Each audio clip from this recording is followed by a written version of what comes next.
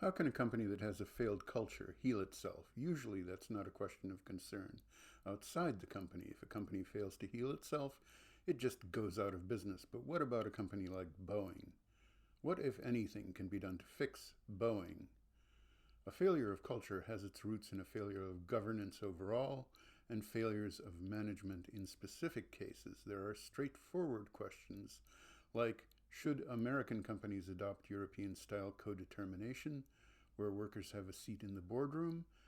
And are there deeper questions, as certain industries not compatible with purely profit-motivated fundamental goals? There's a category of companies that can't or won't be allowed to go out of business. These companies LARP at operating in a free market, but many of them have a fat, fluffy corporate welfare cushion under them. At Boeing, if corporate governance doesn't change, we can't expect incentives to change. If incentives don't change, we can't expect priorities to change. And that means no matter what words Boeing and the FAA say about this crisis and about putting procedures in place, it won't make a difference.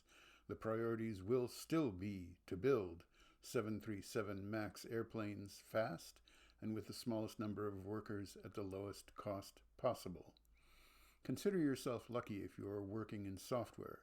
Failures, including failures of culture, are relatively small. Even the worst outcomes are self-healing, in that bad software sold by poorly run companies often just goes away. If your school uses Blackboard, though, you probably wish it went away 10 years ago. Generalizing is hard. But that's not the environment in which many people work, and that's not how many people interact with products like commercial airplanes.